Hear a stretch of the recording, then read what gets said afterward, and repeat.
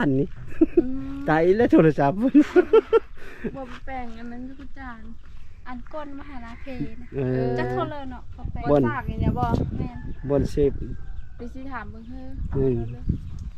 อันหลังมันก็แตกนะแต่ว่าบ่มีปัญหาหลังมันมีแต่เอาซากได้สองทางติดต่อมนต์ซ้อเสียงผู้ไทย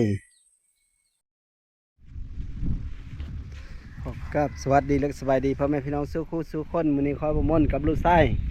ก็ได้มาเฮ็ดงานก่อสร้างอีกคือเก่าพี่น้องก็เอิ้นสเต้นนี่แหละเพิ่งเนื่องจากมาเฮ็ดหลังคาเมื่อวานนี่ก็ยังบ่แล้วนะก็เลยมื้อนี้ก็เลยมาสืบต่อเกณฑ์ตัดโครงหลังคาตอนนี้ก็กำลังเฮ็ดดังมันนะพี่น้องได้เฮ็ดดังตีไมโครมาแบบนี้แหละตัวนี้ก็บ้าสิโยทั้งหน้าตัวนี้ก็บ้าสิโยทั้งเทิงทั้งหลังสร้างเก้ากำลังจัดการอยู่เทิงคุณ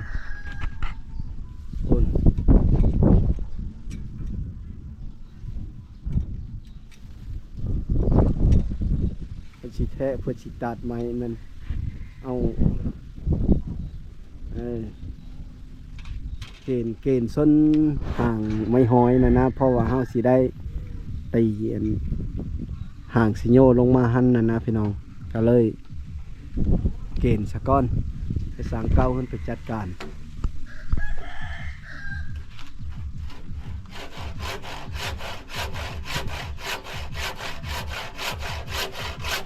แล้วจะบอกมือนี้บุกล่ะ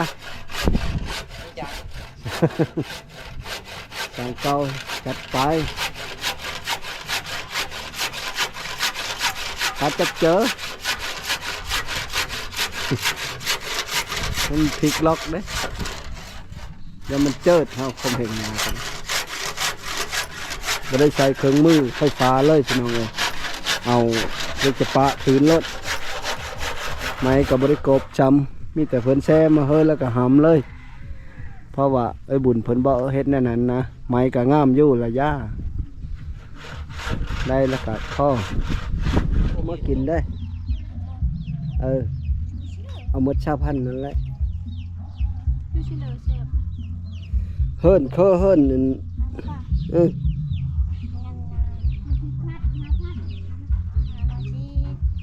น้อยเท่าไรก็ย่านะเอาหมดชาพันนั่นแหละซื้อมากินนี่เด้อจะไปซื้อก็ไป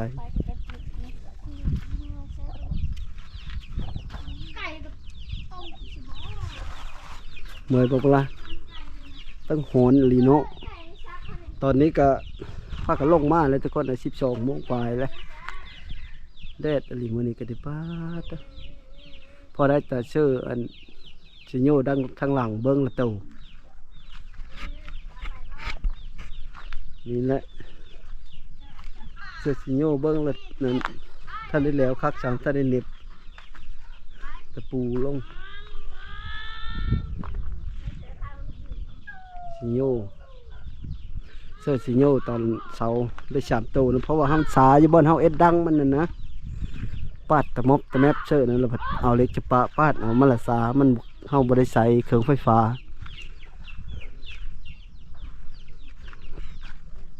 พอดีแล้วนั่งเต้นไปซื้อแตงโมมากิน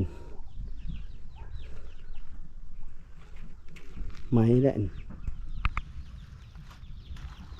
เสื้อบอไม่สิโยกลางนี่เนาะ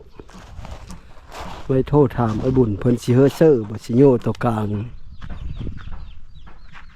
คันเสื้อกับเสื้ออี2 โตพุ่นแหละเสื้อสิโยกลางกันดิโอ้ปัวคักเนาะแดงคือว่ามื้อนี้แดงปล่อยลอยบ่แดงปล่อยลอยแดงปลายลายเอาไปเฮ้อเหล้าเพิ่งหนึ่งก็เลิกก็ได้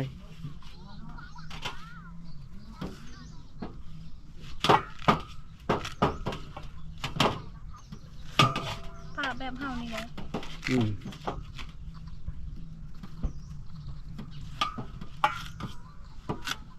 สิมึงดู สุดยอดบ่ฮะชิมมึงดูชิมมึงก่อนชิมเลยสุดยอดบ่แซ่บเนาะ ชิมมึงดูละ หวานได้ หวานบ่ หวานแซ่บได้ หวานเนาะหวานกว่าหวานนี่บ่ แม่น หวานบ่ละ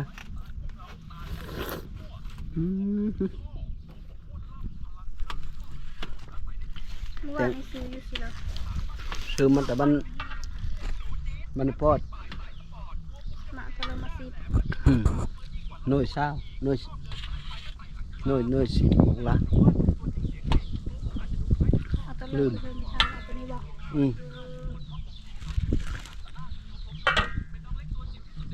เอาไปเฮ้ยตื่นยังมีถูกัน ตัวนี้สิไปเฮ้ย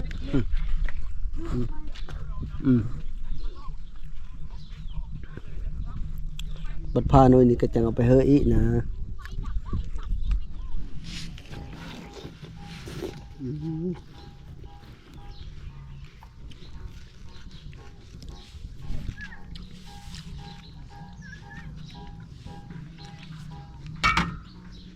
กินแตงโมแล้วจะเป็นกินข้าว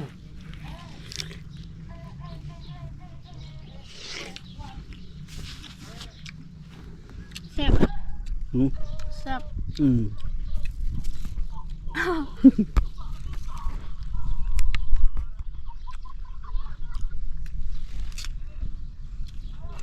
ได้งามเลยสนุกการน้ำตัดโทรศัพท์เนาะแซ่บบอกละปิ้นหน้ามันนะแม่ ครับ มีหมู่เพิ่นมาลินน้ สบายดี ำหมู่กับหมู่ยูทูบเบอร์ ยูทูบเบอร์สบายดีเอาเคิงมาเฮ้อ เอาเครื่องมาเฮาสิเฮาหมู่บ่ บ่เอามาเฮ้อนใหญ่นั่น เฮาย่างอย่าเฮานางเต้นนี่ เอาเฮ้อใหญ่ รู้จักกันมาแต่เก้าอยู่บ่ ข้อยก็เห็นนี่เขาก็ใหญ่ข้อยก็เบียนค่อยมา เอ ข้อย อ ก็ใหญ่นี่นะค่อยน่ะเท่าแล้ว เท่าแล้วอันยัง คน ยัง เท่าทุกคน ยังบ่ทันได้รู้เนาะ เอาน่ะเท่ากว่าอีก แม่นเลยจัก มี ปี เห็น ซะ เขาจักเธอค่อยนะ จักปีอัน 23 ช้ำกันว่าไงซะ แม่นบ่เขาไปทำงานจะแล้วค่อยมีเห็น แม่ เขา น ก็ เลย 23อ้าวคิดว่าเขาน้อยกว่าก็มีเห็นเขา เขาก็เว้าน้อยได้บัดมาถามอายุเพราะว่าเกิดปี2003มันก็23แล้ว หน้าเขาเด็กดิ เห็น ห ไหม น้าเขาบ่เท่าเลยว้าวหน้าเขา เป็น ด็ก เลิกนะอันเฮิร์นนะเป็นเลิกดีใจบ่ ดีใจ มอหยางเบิ่งดู ดีใจ เห็น เนาะ แล้วคักเลยเนาะคักอยู่บ่จางเฮ็ดนี่เบิ่งดูอันมาเอาเคิงเฮ้อบ่ยาวนะ แม่นเอาเคิงมาเฮ้อเคิงเขาบริจาคแล้วเอามาเฮ้อเขาแบ่งมือเขานี่ เฮ้อเมทัลอันไผ่นี่บ่ แม่น โอ้ คาดได้เนาะ แม่น พอดีอยู่เลยจังเลย เป็นเลิกดีใจบ่ ดีใจ เป็นเลิกซะอันมื้อละแม่บุญเพิ่นเว้าสิมา บ่ฮู้ บ่ฮู้ โทรศัพท์เด้ โทรศัพท์เพย์นะ โทรศัพท์ตายอีเลยหากก็ดีว่านนี่ ตายอีเลยโทรศัพท์ บ่แปลงอันนั้นทุกจานอันก้นมหาลาเพย์นะ เออ จักโทรเลยเนาะบ่แปลง บ่น ฝากอย่างเนี้ยบ่แม่น บนเซฟ ไปสิถามเบิ่งเฮ้อ อืม อันหลังมันก็แตกนะ แต่ว่าบ่มีปัญหาหลังมันมีแต่เอาซากได้แล้วเฮาซากมีเฮา นั่นเลิกว่าสองกันนะ สองสันใส่สาวผู้ไทยเด้อบ่ได้ลงคลิปแต่หึงเลยแล้วก็เพจสันใส่สาวผู้ไทย เพชรเฮ็ดเพชรพร้อมเนาะ เมนมีเพจสันใส่สาวผู้ไทยแล้วก็ YouTube สันใส่สาวผู้ไทย โอ้ ทุกคนเสิร์ชมึงได้ภาษาไทยเด้อ ภาษาไทยเนาะ เด้อคอยได้ลงเดี๋ยวนี้มีแต่ลงเฟซกับเพจ นี่แหละมื้อนี้ก็พาลูกชายมาเฮ็ดก็ได้แต่ซ้ำนี้แหละคำอีละ ผู้ชายมีผู้สาวหรือบ่ ยังโสด ลูกชายสังเกา สั่งไปสั่งก็ เท้าเกาหลีสิ ก็ตั้งเท่านั้น พอนี่แหละ แต่นั่งน้อยไปแล้วเด้องามมาลีเนาะงามหมดสองคนนั่นแหละ กาเฮากอง เป็นเลยแต่สักกะลีได้ละง่ายเดือนนี้ เอามาเห็นคนงามเนาะ ในนั้นบ่มันง่ำบ่ มันหย่อม เอาขอบใจหลายๆเด้อ ขอบใจ ขอบใจ ฝากติดตามไปด้วยทุกคน ฝากติดตามเด้น้องเพิ่นอันสันไส้เพิ่นละว่า สาวผู้ไทย สันไส้ชาวพุทธไทยเนาะเอาขอบใจหลายๆมีแนวเลยจะเว้า ฝากถึงพ่อแม่พี่น้อง ขอบใจทุกคนบ่ เว้าดูเต้น ขอบใจทุกคนที่ช่วยเหลือ ขอบใจพ่อแม่ นกขอบใจก็ดีอันขอบคุณพอวิไลซักพอที่แม่ใจดีแม่บุญที่เข้ามาช่วยเหลือครอบครัวของลูกขอให้อยู่ดีไม่แห้งความเจ็บจะได้ความใครจะมีขอให้อายุมันขวัญยืนสาธุขอบใจหลายๆขอบใจทุกคนที่เข้ามาติดตามแล้วก็ให้กำลังใจน้องเต้น โอเคเนาะ ด้วย สาธุขอบใจหลายๆ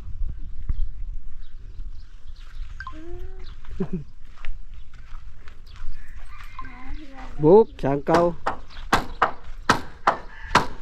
ใส่ลาเฮา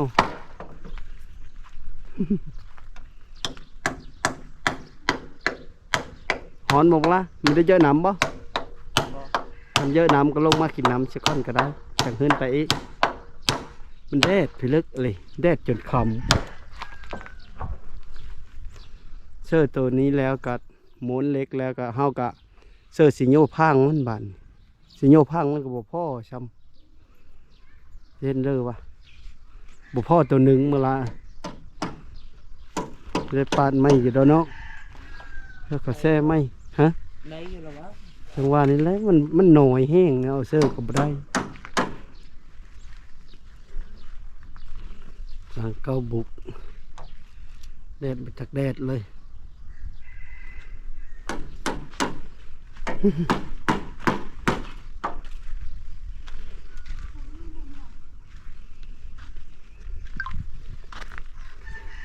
คำบวีเนาะ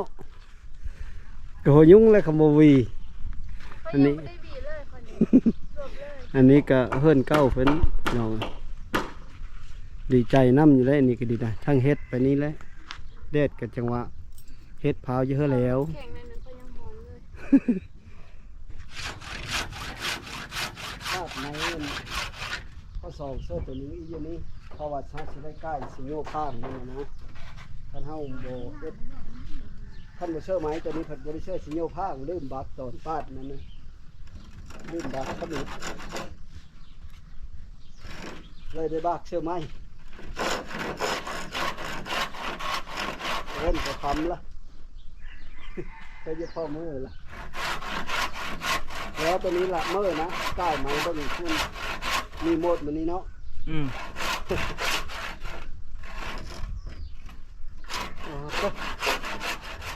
โอ้ตอนนี้ก็ค้ำพอดีล่าเห็นบ่คอนตีนเอาลงหมดแล้วบ่เมื่อได้บาทนี้ได้ค้ำละทิมลงมารถคอนตีนไม้ก็ตัวน้อยตัวเยอะเราบ่จะกงกันบันเลอพี่น้องเอ้ยเสื้อสีโย่แล้วเลยยังตัวหนึ่งยังไม่ได้เสื้อ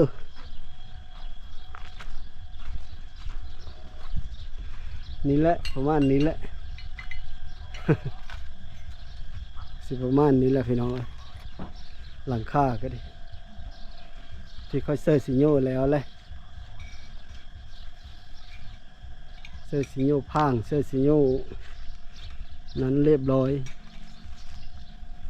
บ้านนี้ก็สีได้เมื่อแล้ว